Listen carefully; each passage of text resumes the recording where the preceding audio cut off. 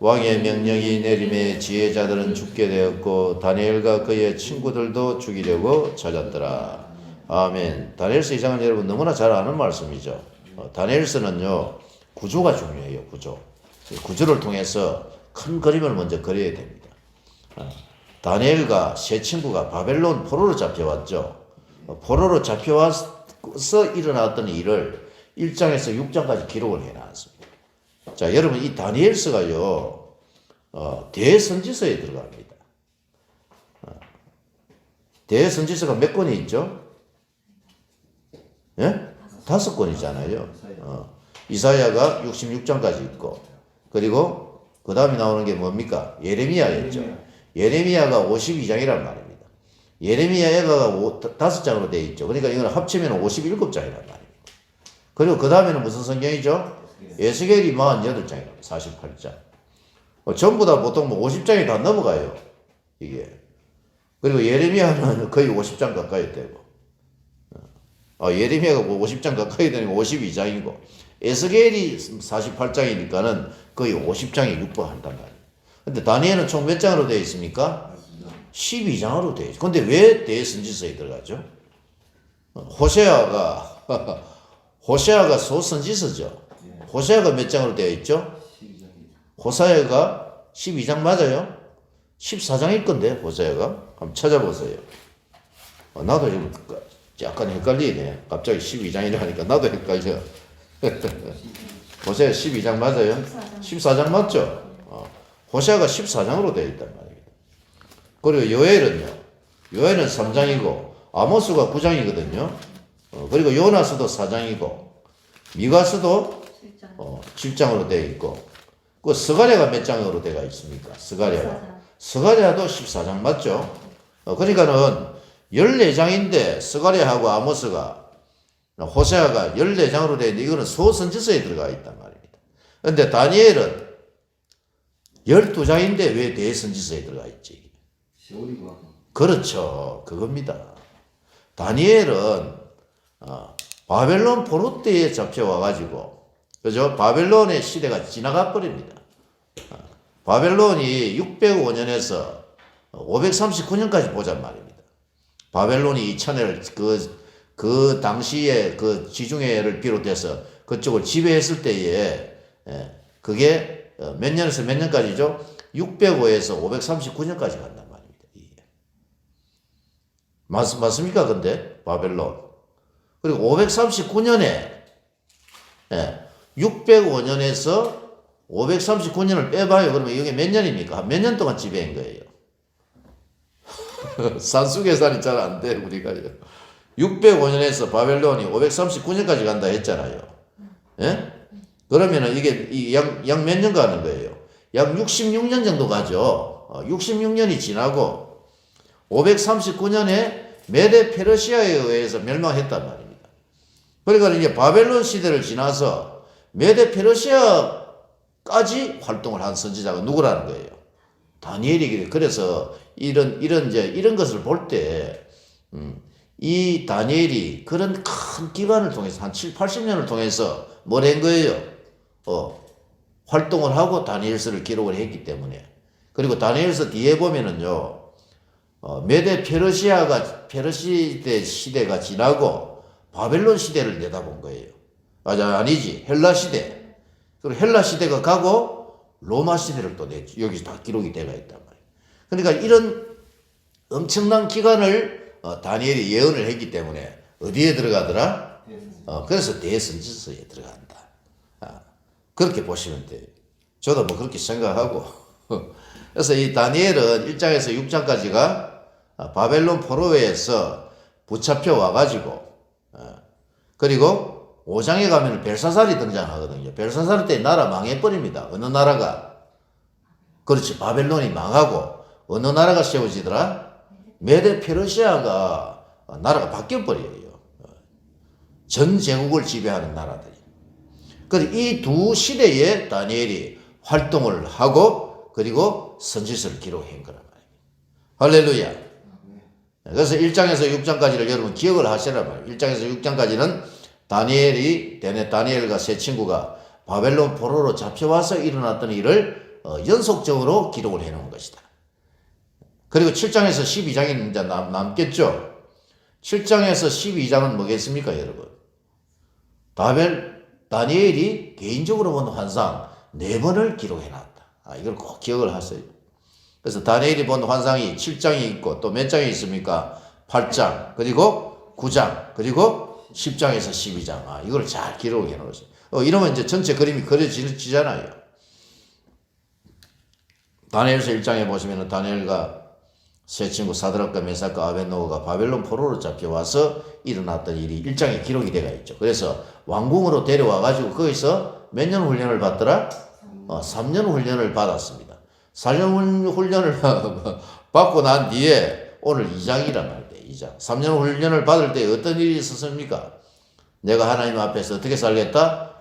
성결하게 내가 살겠다라고 결심하고 그렇게 살았더니 놀라운 하나님의 기적을 경험을 한 겁니다. 어떤 기적을 하나님께서 주셨습니까? 황관장 아스푸나스입니까? 황관장의 이름이 뭐예요? 갑자기 기억이 안 나네. 황관장의 이름이 뭐예요? 한번 찾아보세요. 네? 황관장이 어디에 나와요, 여러분? 3절에 나오잖아요, 아스푸나스. 황관장 아스푸나스로 하여금 은혜를 잊게 하셨죠. 내가 왕이 준 음식과 포도주로 나를 더럽히지 아니하겠습니다. 훈련을 받으려고 하면 음식을 잘 먹어야 되잖아요.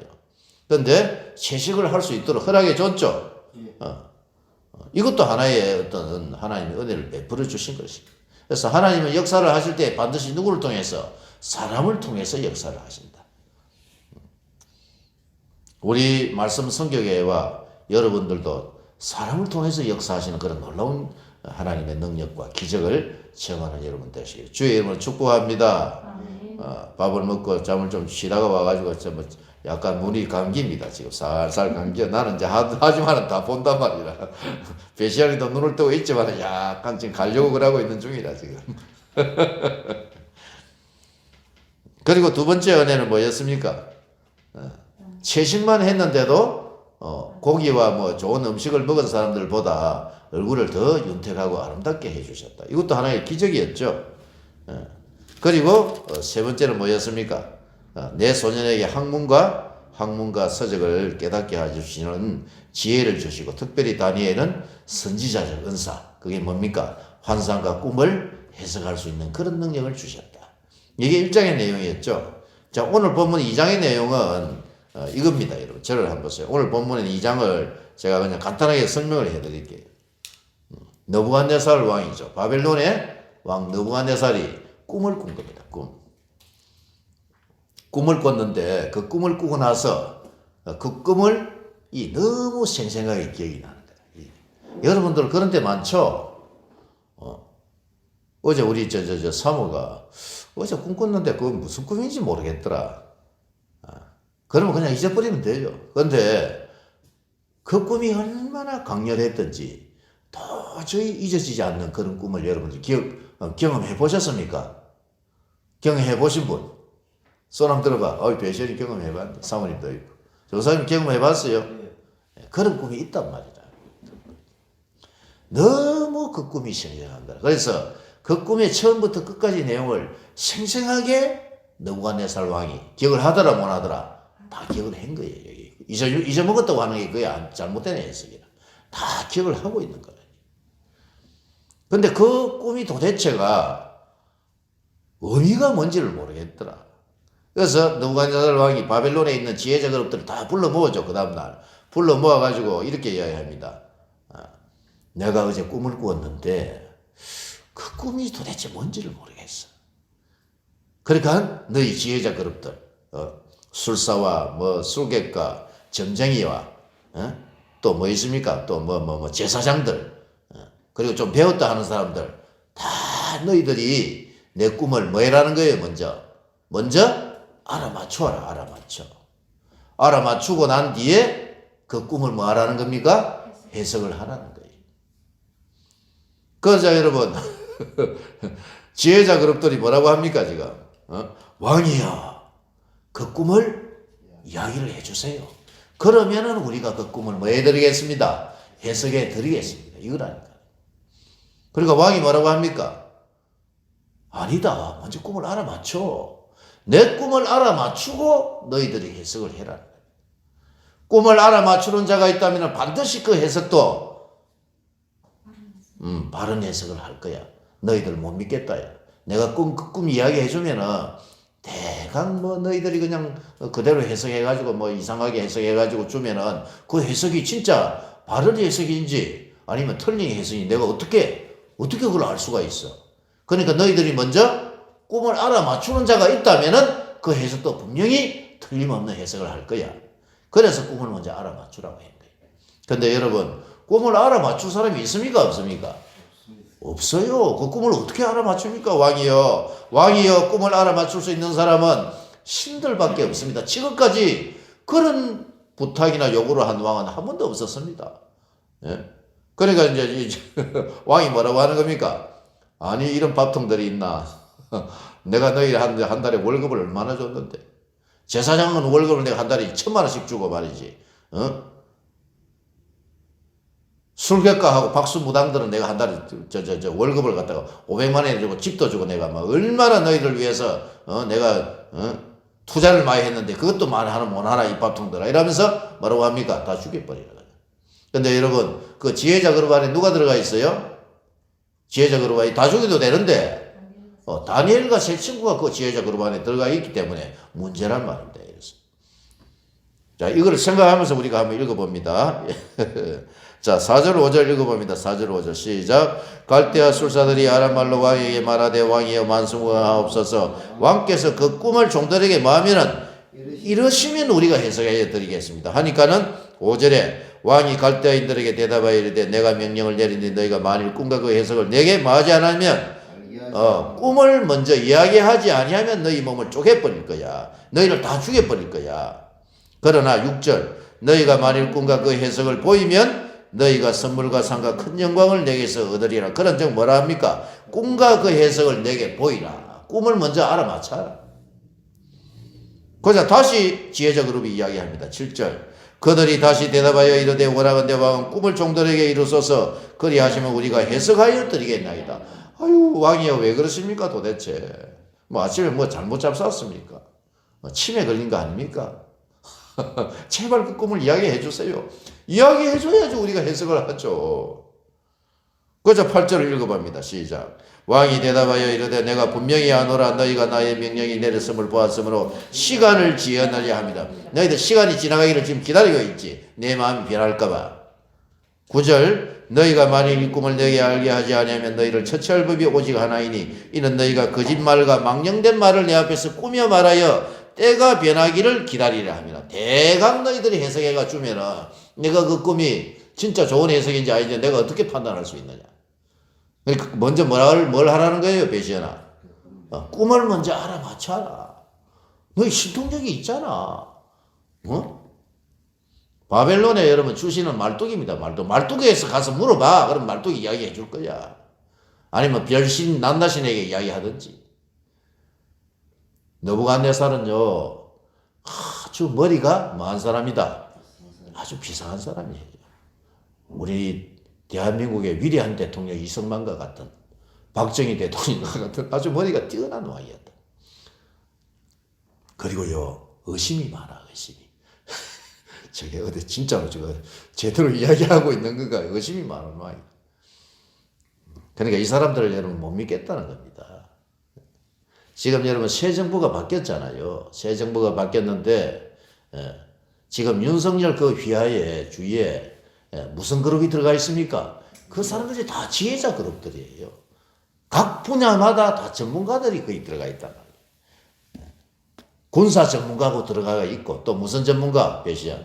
그 경제 전문가 그리고 교육 전문가 그리고 또 문화예술 전문가. 그러니까 그 전문가 그룹을 잘 사용해야지 나라가 제대로 돌아가는 거예요.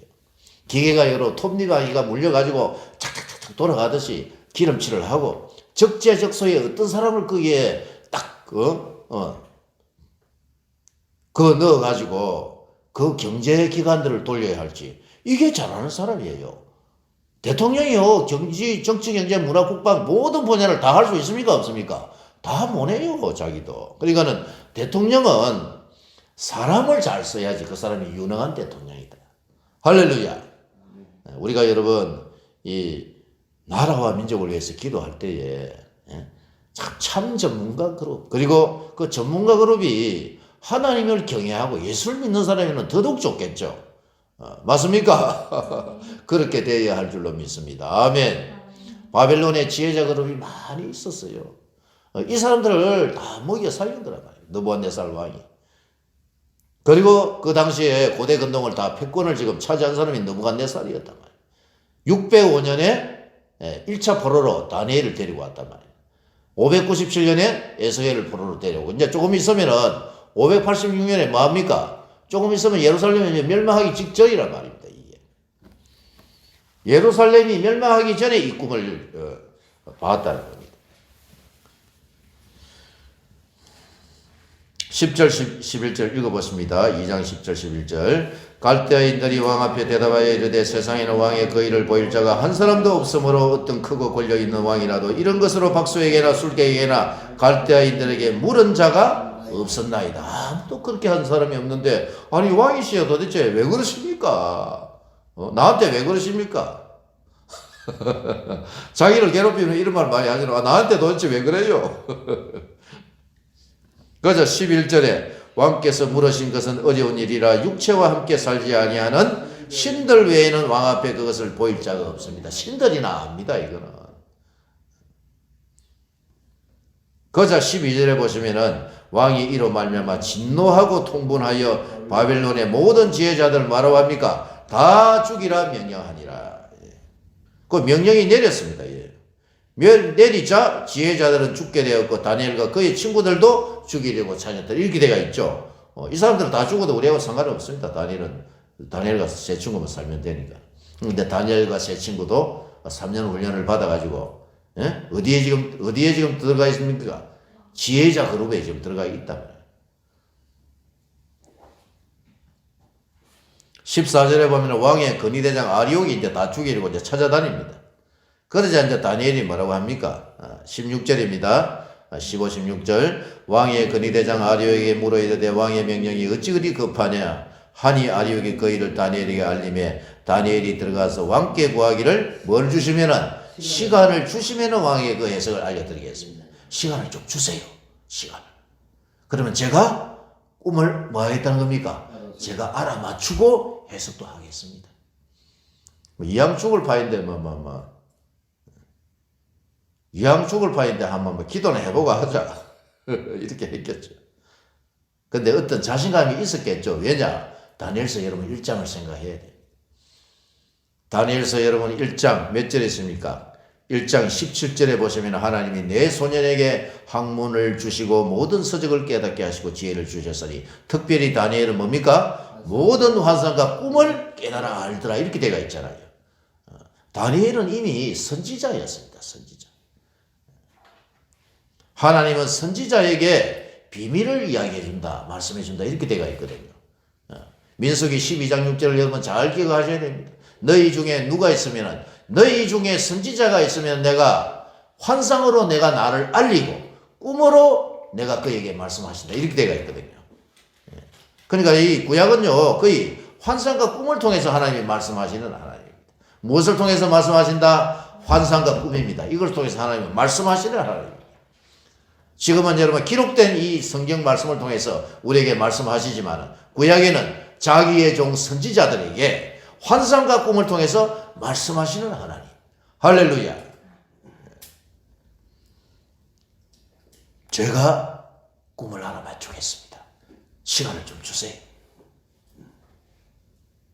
그리고 이제 이 다니엘이요 집으로 돌아갑니다. 집으로 돌아가가지고 돌아가기 전에 누구에게요? 자기 친구 3명의 친구가 있었죠. 사드락과 메삭과 아벳느고에게 야 우리 지금 다 죽게 되었다. 내가 하나님께 기도해서 그 꿈을 알아 맞출 테니 너희는 나를 위해서 뭐 해달라? 기도를 좀 해다오. 그렇게 알리고 자기 집으로 이제 돌아갑니다. 지금요 다니엘은 기도를 하러 들어갔지만은 그 뒤에는 누가 지금 기도해주고 있는 거예요? 사드락과 메삭과 아벳느고가 하나님께 간절히 기도하는 하나님 느부갓네살 왕이 꾸었던 꿈을 다니엘에게 또 말씀해 주세요. 좀 보여주세요. 그게 우리가 살 수 있습니다. 그 다니엘은 또 자기 집에 들어가가지고 간절히 하나님께 기도하기 시작했어요. 17, 18, 19절 읽어봅니다. 17, 18, 19절 시작. 이에 다니엘이 자기 집으로 돌아가서 그 친구 하나냐와 미사엘과 아사랴에게 그 일을 알리고 하늘에 계신 하나님이 이 은밀한 일에 대하여 불쌍히 여기사 다니엘과 친구들이 바벨론의 다른 지혜자들과 함께 죽임을 당하지 않게 하시기를 그들로 하여금 구하게 하니라. 19절입니다. 이에 이 은밀한 것이 밤에 무엇으로? 환상으로 다니엘에게 나타난 보임에 이렇게 되어 있죠. 환상으로 보였다는 거예요. 다니엘에게. 환상을 확 열어버립니다. 환상. 여러분 환상 보신 적이 있습니까? 환상이 확 열리는 은사가 있기를 주의 이름으로 축복합니다. 아멘. 저는 여러분 잊지 못할 환상이 있습니다. 제가 옛날에 오살리에서 6개월간 제가 기도했을 때 3개월이 되던 그날 환상이 확 열려버렸어요. 오늘 여러분 오전에 했던 설교 마노아 그 아내에게 누가 찾아오셨죠? 여호와의 사자 예수가 나타났습니다. 나타나서 그에게 말씀을 주셨잖아요. 그리고 구약에도요 예수님이 성육을 신장하신 예수 그리스도께서 자주 나타났단 말입니다. 아브라함에게도 나타나고 누구에게도 나타나고요? 마노아에게도 나타나고 그 예수 그리스도는 지금도 여러분 우리에게 찾아오시는 걸 믿습니다. 아멘. 요한계시록 1장에 보면 예수 그리스도의 그 10가지 모습으로 저에게 찾아오셨어요. 인자 같은 이가 발에 끌리는 옷을 입고 그리고 가슴에는 금띠를 띠고 그의 머리와 털에 희가 흰 양털 같고 눈 같으니 그의 발은 풀무불에 달려는 빛난 주석 같고 그의 눈에서는 입에서는 뭐가 나오고 그의 눈은 불꽃 같고 그의 입에서는 날성금이 나오고 그의 오른손에는 7별을 붙들고 계시고 그의 음성은 많은 물소리와 같으며 그의 얼굴은 해가 힘있게 비치는 그 예수 그리스도의 10가지 모습. 그 모습으로 우리 주님이 종에게 찾아오실 것. 그게 여러분 제가 잊지 못하는 환상입니다. 그때의 그 어떤 그 느낌과 그 모습을 저는 죽을 때까지 아마 기억합니다. 여러분도 여러분에게도 이 주님을 만나는 그런 은사가 은혜가 있기를 주의 이름으로 축복합니다. 할렐루야. 지금도 주님은 여러분 찾아오셔요. 지금도. 근데 여러분 그 이후로 한 번도 안 오시더라고요. 그 이후로 우리 주님 못 만나봤어. 우리 사모님은 뭐 100마리 타고 가면 누가 막 하면서 이런 누군가 오셨다는 그걸 이야기해 주시죠. 근데 이런 어떤 체험이 있어야지, 뭐가 없다. 체험이 있어야지. 흔들림이 없습니다. 이게 아주 중요해요. 저는 그때 그 체험을 지금도 딱 기억하고 있기 때문에 저는요 어떤 상황이 와도 주님을 배반하지 않습니다. 이 기록된 66권의 말씀을 100% 저는 믿습니다. 이게 믿습니다. 할렐루야. 그 흔들림 없는 이 믿음이 중요하단 말이에요. 지금 여러분 이 세상을 보세요. 세상. 요한계시록을 좀 알고 다니엘서를 좀 아는 사람은 이 세상 역사가 어떻게 흘러가는지를 처음부터 끝까지 다 기록을 해놨단 말입니다. 여기에. 그래서 오늘 느부갓네살이 꾸었던 이 꿈이 뭐냐 하면은 이 세상 역사가 어디서부터 시작해서 어디까지 예수 재림 때까지의 큰 그림을 어디에다가 다니엘서 2장에다 기록을 해놨단 말이에요. 이걸 보여주신 거예요. 이걸. 그래서 다니엘서의 10장, 11장, 12장에 보면은 다니엘아 너는 크게 은총을 받았잖아 라고 말씀합니다. 할렐루야. 요한계시록을 썼던 사도 요한도 마찬가지입니다. 이것을 더 세밀하게 사도 요한에게 보여주신 것이죠. 그러니까는 다니엘서와 요한계시록은 뗄래야 뗄 수가 없는 책이라는 거예요. 다니엘서를 모르고 자꾸 요한계시록을 가니까 요한계시록과 관계된 성경들이 많이 있습니다. 다니엘을 비롯해서 에스겔 그리고 소선지서 스가랴 그리고 이사야 마태복음 24장 데살로니가 전후서 관계된 성경들이 굉장히 많이 있는데 그 중에서도 특별히 무슨 성경은요 이 다니엘서야말로 이 요한계시록을 요한계시록이 하나의 뭐가 됐냐면 이게 베이스가 되는 책이라는 거예요. 그래서 다니엘서를 우리가 잘 기억해야 돼요. 그래서 다니엘서를 완전히 이렇게 머릿속에 딱 넣어야 돼요. 그리고 요한계시록을 가면 요한계시록이 아주 풍부하고 자세하게 우리가 해석을 할 수 있는 그런 실마리와 힌트를 여기에서 제공해 준다는 거예요. 자, 그러면 여러분 느부갓네살이 본 것은 무엇이었을까요? 다니엘이 꿈을 먼저 뭐 해주겠습니까? 가가지고 왕이야. 왕이 본 것은 큰 신성을 보지 않았습니까? 큰 신성을 봤다고 이놈 좀 봐라야. 뭘 좀 하네. 놀라기 시작하는 거야. 근데 머리는요 뭐로 되어 있죠? 금머리로 되어 있지 않았습니까? 아이고 그래요. 가슴과 두 팔은 은으로 되어 있지 않습니까? 아이고 이놈 봐라야. 이제 제대로 맞추네. 배와 넓적다리는 노수로 되어 있지 않았습니까? 그리고 종아리는 철로 되어 있지 않았습니까? 그리고 금머리, 은가슴, 그리고 노수로 된 배와 넓적다리, 그리고 철로 된 종아리가 있었습니다. 그리고 발과 발가락이 있는데 발과 발가락은 뭐가 무엇으로 되어 있죠? 진흙하고 철이 섞여 있지 않았습니까? 그런데 그 큰 금신상으로 뭐가 날라오더라? 이 돌하니 하나가 날라와서 그것을 때려버리지 않았습니까? 그런데 그 신상이 돌이 때려버리니까는 신상이 와르르 무너져 버리고 그 신상은 온데간데 없이 없어져 버리고 무엇만? 돌만 남아 돌이 태산을 이루어서 영원히 가는 것을 보여주신 것 아닙니까?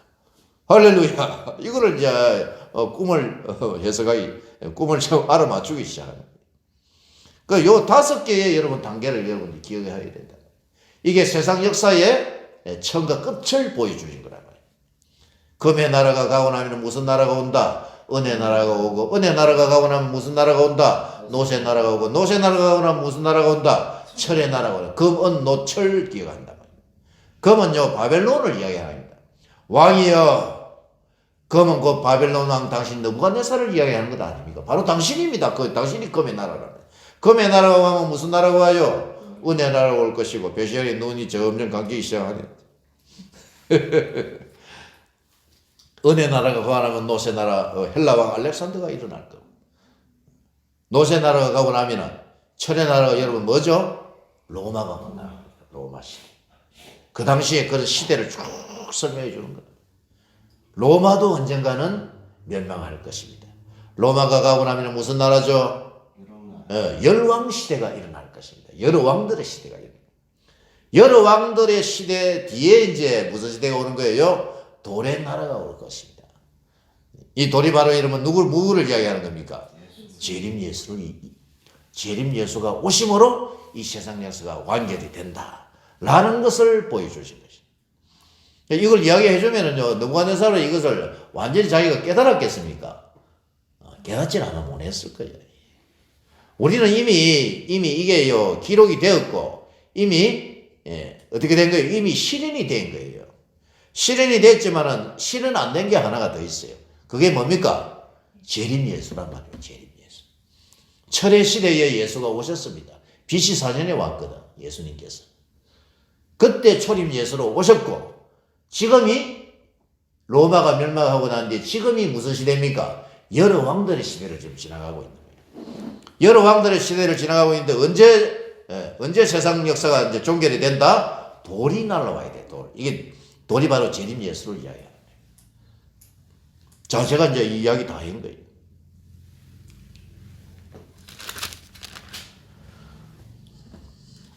(2장 20절 21절을 여러분 한번 읽어봅니다. 2장 20절 21절이 다니엘서의 전체 주제라고 할 수가 있습니다. 읽어봅니다. 다니엘이 말하여 이르되 영원부터 영원까지 하나님의 이름을 찬송할 것은 지혜와 능력이 누구에게? 하나님께 있음이로다. 하나님은 지혜와 능력으로 어떻게 이 세상을 역사를 다스려 가시느냐. 21절입니다. 시작. 그는 때와 계절을 바꾸시며 왕들을 폐하시고 왕들을 세우시며 지혜자에게 지혜를 주시고 총명한 자에게 지식을 주시는도다. 아멘. 때와 계절을 바꿔버립니다.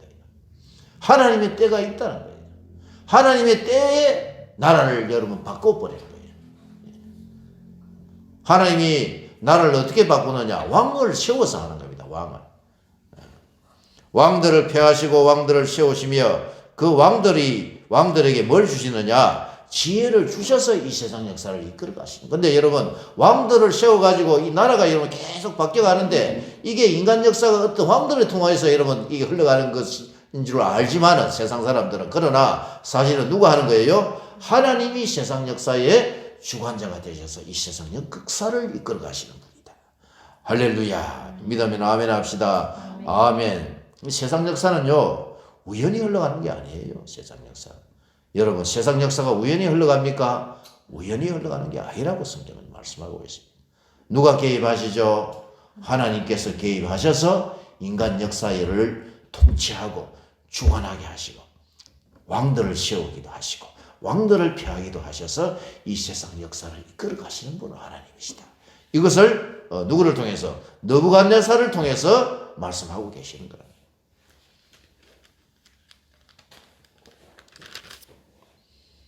그리고 여러분, 다니엘서 2장 25절에서 35절까지는 다니엘이 이제 꿈을 알아맞추는 내용입니다. 25절에서 35절입니다. 25절, 26절 이제 읽어봅니다. 왕에 가가지고 꿈 이야기를 이제 알아맞추는 내용이에요. 25절, 26절. 이에 아리옥이 다니엘을 데리고 급히 왕 앞에 들어가서 아뢰되 내가 사로잡혀온 유다 자손 중에서 한 사람을 찾아내었나이다. 그가 그 해석을 왕께 알려드리리다 하니라. 왕이 대답하되 벨드사살이라 이름한 다니엘에게 이르되 내가 꾼 꿈과 그 해석을 내가 능히 내게 알게 하겠느냐? 이렇게 하죠. 그죠? 내가 꾼 꿈과 해석을 네가 알게 하겠느냐? 그죠? 27절 28절입니다. 다니엘이 왕 앞에 대답하여 이르되 왕이 물으신 바 은밀한 것은 지혜자나 술객이나 박수나 점쟁이가 능히 왕께 볼 수 없으되 28절 읽어봅니다. 오직 은밀한 것을 나타내실 이는 하늘에 계신 하나님이시라. 그가 느부갓네살 왕에게 후일에 될 일을 알게 하셨나이다. 왕의 꿈 곧 왕이 침상에서 머릿속으로 받은 환상은 이러하니이다. 이렇게 되어 있죠. 이 꿈을 왕에게 주신 분은 누구라는 거예요? 하나님이 왕에게 주신 거예요. 왜 왕에게 주신 줄 압니까? 하나님이 당신 느부갓네살에게 후일에 될 일을 미리 보여주신 것이에요. 근데 여러분, 저는요, 느부갓네살이요, 다니엘도 크게 은총을 받은 자지만은 느부갓네살도 하나님께 뭘 받은 자다? 배시한 은혜를 받은 자예요. 예레미야서에 보면은 느부갓네살이요, 남유다를 멸망시키는 자로 나와 있거든. 사자로 나와 있어요. 예레미야서에 읽어보면은 사자고 또 날개가 달린 사자로 나와 있단 말이에요. 느부갓네살은요, 하나님이 쓰시는 뭐다? 하나님의 종입니다. 느부갓네살. 고레스와 똑같아요. 그러니까 일반 역사를 통해서 하나님은 하나님의 백성들도 사용을 하시지만은 누구도 사용하신다? 세상의 왕들도 하나님이 사용한다는 거예요. 할렐루야. 그래서 여기 나오는 이 느부갓네살은요, 대한민국의 박통입니다. 박통. 이승만과 박정희 대통령 같은 사람. 여러분, 박정희 대통령 예수를 믿었습니까? 믿지 않았죠. 근데 하나님은 누구를 사용하셨다? 박정희 대통령을 사용하셨어요. 아주 유능하고 강직하고 성품이 아주 정직한 그런 분이에요. 자기 자신을 위해서는 여러분 이래 아주 검소하게 사실 분이었어요. 박정희 대통령을 제가요 이승만 다음으로 존경합니다. 근데 이 세상 사람들은 뭐 이상한 사람들은요 박정희 대통령 7.18을 몰아요. 박정희 대통령이 없었으면 우리나라가 근대화가 이만큼 여러분 빨리 발전할 수 없었습니다. 이것은 여러분 역사가들이 이야기해 줍니다. 역사도 어떤 관점에서 이 역사를 해석하느냐가 중요해요. 우리는 역사를 어떻게 봐야 되느냐, 배시언이. 학교에서 가서 대한민국의 역사, 세계사를 배우면은 이 사람들은 일반 역사를 그냥 보는 거예요.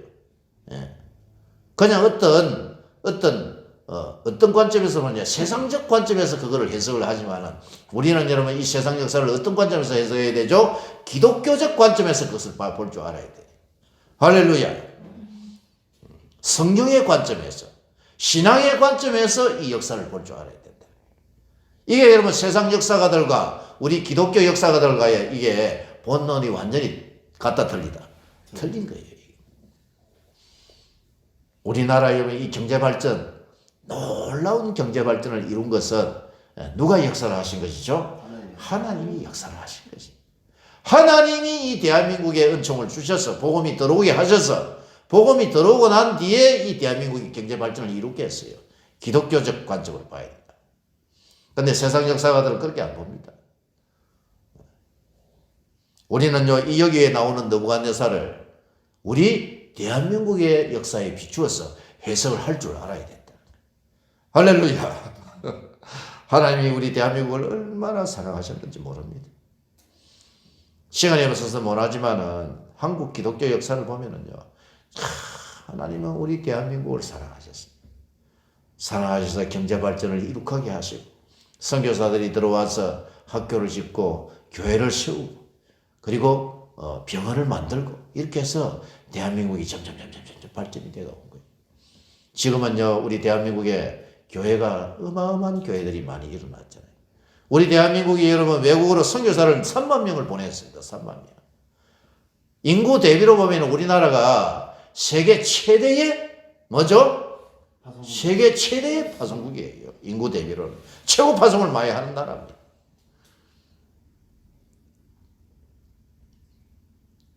코로나로 인하여서 2년 만에요. 완전히 그냥 우리 대한민국의 교회가 여러분 완전히 그냥 이상하게 좀 완전히 바뀌어버렸어요. 선교 관점에서도 완전히 이 선교적 어떤 이런 마인드가 무너져 내리고, 선교사들이 여러분 교회가 재정이 약해지니까 전부 다 지금 대한민국으로 다 들어오고 있는 중입니다. 중국 선교사들은요 거의 90% 이상 한국에 다 들어와 있어요. 이 사람들 다 지금 어디로 가는 거예요? 어디로? 어제도 제가 장춘에 있는 우리 선교사님하고 제가 통화를 한참 했는데, 오미크론이 지금 막 창궐을 해가지고 한 달 동안 집에서 나오지를 못하고 있대. 그 어제부터는 하루에 1시간씩 나가서 물건 사올 수 있도록 이렇게 허락을 했대. 그 장춘에 지금 한국 사람들 좀 있습니까? 들어온 사람이 있습니까? 아니, 2년 전에 목사님 나가시고 난 뒤에 한 사람도 들어오지 말고 다 나갔습니다. 한국 사람 없습니다. 교회는 뭐 한인교회는 어떻게 됐어요? 한인교회가 어디 있습니까? 지금 뭐 완전히 문을 닫고, 교회도 지금 못 가고 있는데. 중국도 이 교회들이 문을 다 닫았다. 문을 닫아. 그래서 동영상 예배를 드린대요, 거기도. 한국뿐만 아니라 중국은 더해요. 하나님께서 구약이나 여러분 지금 현대 시대나 지금 시대나 다 하나님이 자기의 종들을 제것들을 사용하고 있는 줄로 믿습니다. 아멘. 다니엘이 하나님 앞에 환상을 여러분 환상과 꿈을 통해서 느부갓네살이 꾼 꿈을 여러분 지금 해석해 주고 있잖아요. 왕이야. 하나님께서 느부갓네살 왕에게 꿈을 주신 것은 하나님이 당신에게 할 말이 있습니다. 할 말, 해야 할 말. 그게 뭐죠? 미래에 일어날 일들을 보여주신 거란 말이에요. 미래에 일어날.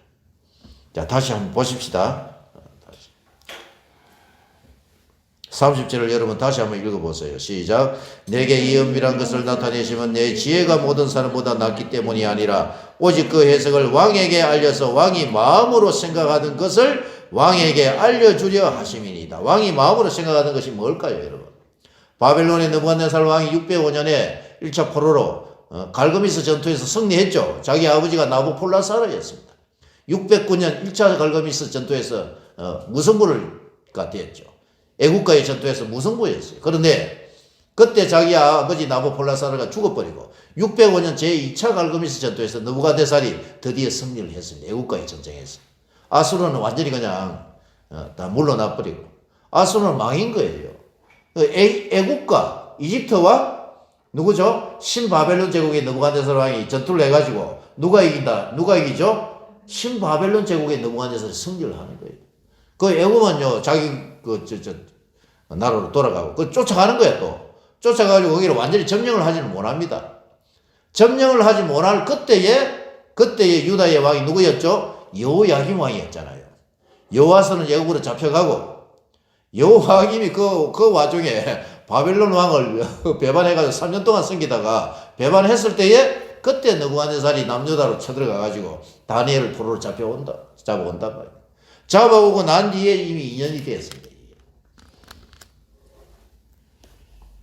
그러면은 여러분 느부갓네살 왕이 마음으로 생각하던 게 뭘까요?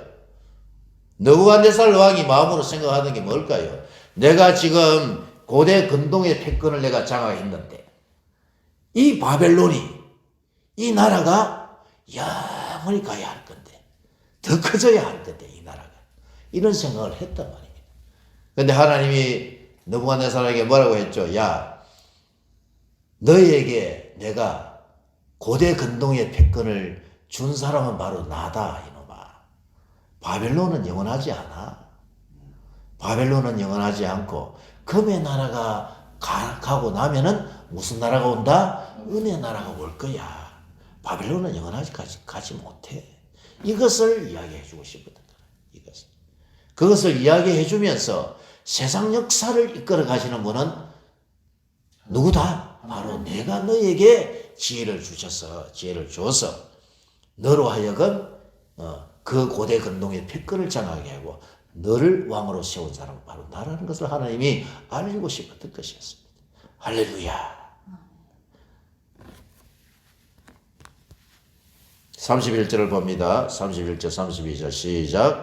왕이여 왕이 한 큰 신상을 보셨나이다. 그 신상이 왕이 앞에 섰는데 크고 광채가 매우 찬란하며 그 모양이 심히 두려우니 그 우상의 머리는 순금이요 가슴과 두 팔은 은이요 배와 넓적다리는 옷이요 그 종아리는 쇠요 그 발은 얼마는 쇠요 얼마는 진흙이었나이다. 또 왕이 보신 적 손대지 아니한 돌이 나와서 신상의 쇠와 진흙에 발을 쳐서 부서뜨리매 그때의 쇠와 진흙과 녹과 은과 금이 다 부서져 여러 타적 마당에 껴같이 되어 바람에 불려간 곳이 없었고 우상을 친 돌은 무엇을 이루어서 태산을 이루어 온 세상에 가득하였나이다. 마지막으로 여러분 남는 게 뭡니까? 뜨인 돌 이것만이 남아가지고 세상에 가득하게 된다는 거예요. 앞에 있었던 여러분 무슨 나라들은 금의 나라, 은혜 나라, 노새 나라, 철의 나라, 열왕시대는 다 갚버리고요. 나머지 결국에는 뭐만 뜨인 돌이 남아서 태산을 이루어서 영원한 나라로 간다는 겁니다. 할렐루야. 이 돌이 바로 재림 예수를 이야기하는 것이고 이 돌이야말로 바로 하나님의 나라가 완성이 되는 겁니다. 예수님께서 여러분 마태복음 4장에 보시면 예수님이 자기 고향 나사렛을 떠나가지고 어디로 가죠? 갈릴리 가버나움이라는 곳으로 갑니다. 그 가버나움으로 가셔서 예수님은 12명의 제자를 부르시고 뭐라고 하시느냐? 회개하라 하나님의 나라가 가까이 왔느니라 이렇게 외칩니다. 하나님의 나라가 예수 그리스도의 오심으로 본격적으로 시작이 됐다는 겁니다. 그럼 예수 그리스도께서 초림하신 예수 그리스도를 통해서 하나님의 나라가 본격적인 나라가 시작이 되고 언제 완성이 된다는 거예요? 예수 그리스도의 재림으로 하나님의 나라는 완성이 된다. 이것을 말씀해 놓은 것이란 말이에요. 그리고 여러분 36절에서 어디까지죠? 45절까지는 이제 해석해 준 겁니다. 해석. 36절을 읽어봅니다. 시작. 그 꿈이 이러한즉 내가 이제 그 해석을 왕 앞에 아뢰리다. 왕이여 왕은 여러 왕들 중에 왕이시라. 하늘의 하나님이 나라와 권세와 능력과 영광을 누구에게? 바로 당신 느부갓네살 왕에게 하나님이 주신 것입니다. 나탄입니다. 나탄. 주시는 분은 하나님이라는 거예요. 이게 38절 39절 사람들과 들짐승과 공중의 새들 어느 곳에 있는 것을 막론하고 그것들을 왕의 손에 넘기사 다 다스리게 하셨으니 왕은 누구다? 곧 그 금머리입니다. 왕이 바로 금머리입니다. 금머리. 근데 금의 나라는 영원한 나라가 아닙니다. 금의 나라를 이어서 언젠가는 무슨 시대가 온다? 은혜 시대가 올 겁니다. 39절 읽어봅니다. 왕을 뒤이어 왕보다 못한 다른 나라가 일어날 것이요 실제로 또 녹 같은 나라가 일어나서 온 세계를 다스릴 것이며 넷째 나라는 강하기가 쇠가 터리니 쇠는 모든 물건을 부서뜨리고 이기는 것이라 쇠가 모든 것을 부수는 것 같이 그 나라가 문나라를 부서뜨리고 찌을 것이며 왕께서 그 발과 발가락이 얼마나 토기장의 진흙이요 얼마나 쇠인 것을 보셨은즉 그 나라가 나누일 것이며 왕께서 쇠와 진흙이 섞인 것을 보셨은즉 그 나라가 쇠 같은 든든함이 있을 것이나 그 발가락이 얼마나 쇠요 얼마나 진흙인즉 그 나라가 얼마나 든든하고 얼마나 부서질 만할 것이며 왕께서 쇠와 진흙이 섞인 것을 보셨은즉 그들이 다른 민족과 서로 섞일 것이나 그들이 피차에 합하지 아니함이 쇠와 진흙이 합하지 않은가 같으리이다. 이렇게 되어 있죠. 넷째 나라는요 쇠란 말이에요. 쇠. 철의 나라이기 때문에 아주 강한 나라란 말이에요. 근데 여러분 41절에 보시면은 왕께서 그 발과 발가락이 얼마나 토기장의 진흙이요 얼마나 쇠인 것을 봤죠. 쇠의 나라, 철의 나라는 가고 난 뒤에 이제 뭐가 온다는 거예요? 발과 발가락 시대가 온다는 거예요. 발과 발가락 시대.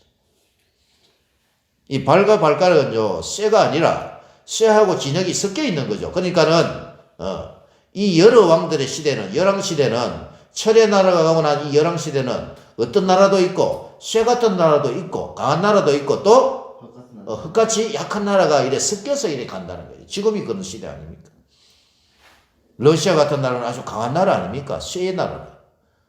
그리고 이 세상에서 지금 이 지구상에서 제일 강한 나라가 어디입니까, 여러분? 미국 아닙니까? 미국. 아메리카.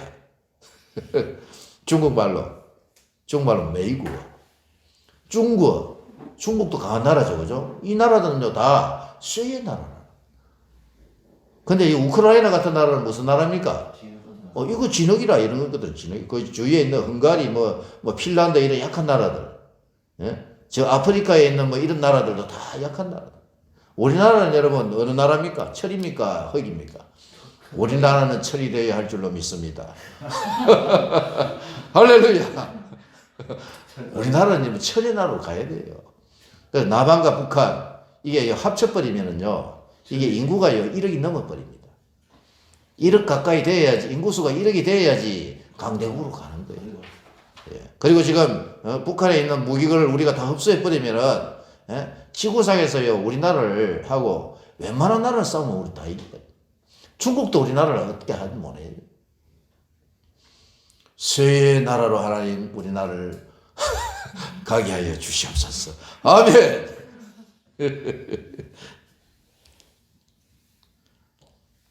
44절을 여러분 읽읍시다. 44절, 45절까지만 하고 마치겠습니다. 시작.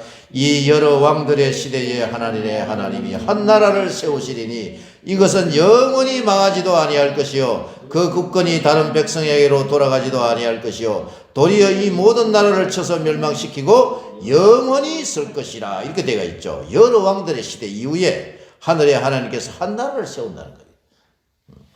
여러 왕들의 시대가 지나고 나면 한 나라를 세우는데 이 나라는 영원한 나라다. 영원히 망하지 아니할 나라. 그 국권이 다른 백성에게로 돌아가지도 아니할 것이요 도리어 모든 나라를 쳐서 멸망시키고 영원히 서는 나라. 이 나라야말로 여러분 영원한 하나님의 나라 재림 예수를 통해서 오는 그 하나님의 나라를 말씀하고 있다는 것입니다. 할렐루야. 그래서 45절에 보시면 손대지 아니한 돌이 산에서 나와서 쇠와 녹과 진흙과 흙과 은과 금을 부수뜨리는 것을 왕께서 보신 것은 크신 하나님이 장래일을 왕께 알게 하신 것이라. 이 꿈은 참되고 이 해석은 확실하네이다. 할렐루야. 종말이 되면은 여호와의 전에 산이 모든 산이 있을 것이다 라고 여러분 말씀하고 있습니다. 시온 즉 예루살렘에 모여들 것이다. 왜? 여호와의 말씀이 예루살렘에서 나오기 때문에. 이사야 여러분 28장과 10편 118편 이런 데 보면은요 돌에 대해서 말합니다. 이 돌은 바로 하나님의 나라를 이야기하는 것이고 이 재림 예수께서 오셔서 여러분 이 땅을 심판해버리고 요한계시록 9절을 우리가 공부를 하지 않습니까? 6장에서 16장까지는 일곱인 일곱 나팔 일곱 대접 심판이 끝나고 나면 그때의 적그리스도에게 붙었던 바벨론과 음녀가 다 울고 그리고 멸망하고 난 뒤에 19장에 예수 그리스도의 재림으로 이루어지는 하나님의 영원한 나라. 이게 바로 일본 다니엘서 2장에 하는 뭐죠? 돌의 나라를 이야기하고 있는 것입니다. 그러니까 이 구조를요, 다니엘서 이 구조가 계시의 뭐죠? 출발이라는 거예요, 출발.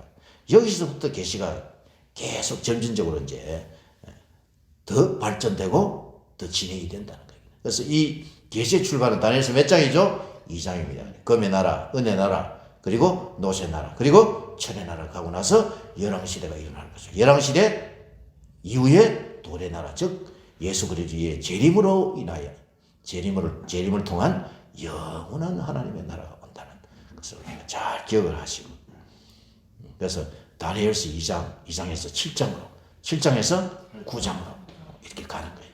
그 중간에 8장과 12장이 기록이 되어 있는 것입니다. 그래서 이 그림을 잘 그려가지고 이것을 가지고 어디로 간다? 요한계시로 가면 요한계시록이 해석이 잘 될 수가 있다. 종말론은 이렇게 올 수가 있는 것입니다.